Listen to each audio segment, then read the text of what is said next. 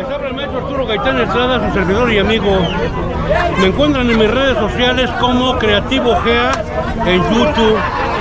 En Facebook me van a encontrar como Arturo Gaitán Estrada. Aclaro, Gaitán con Y, porque mucha gente le pone con Y latina y rechaza. Arturo Gaitán Estrada con Y. Me conocen también como Ciclón Matancero. ¿Por qué motivo? Nomás tengo 55 años de escuchar en una matancera bailando y grabando sus temas. Bueno, grabando sí tengo menos, mentiroso. Pero aquí estoy. Saludos para todos mis cubanos y para toda la Ciudad de México. Bueno, ¿qué para toda la ciudad? Para los 5 continentes, papá. Y sabroso aquí en el kiosco Morisco, la alcaldía Cuauhtémoc de Ciudad de México. Gracias, Pinky, muy amable. Es lo bueno que hay.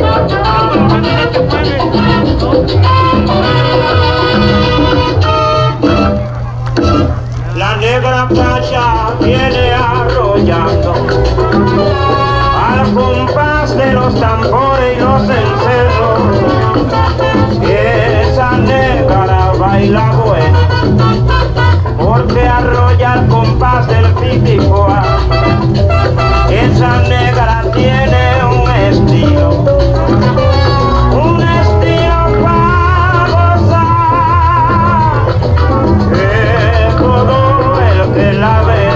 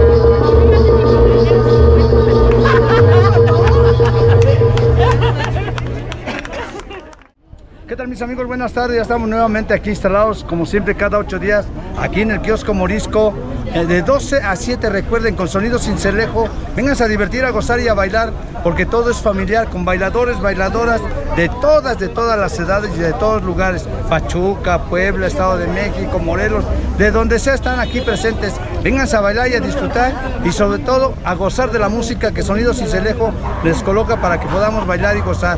Y también quiero, si tú me lo permites, enviar un saludo a toda mi gente de Puebla, a Sonidos Chagui, y muy especialmente para la mujer que hicieron con amor, la amiga Verónica, para mi amor de siempre, un beso, y de parte de las chicas Melao y su amigo Hugo Melao, el sabroso.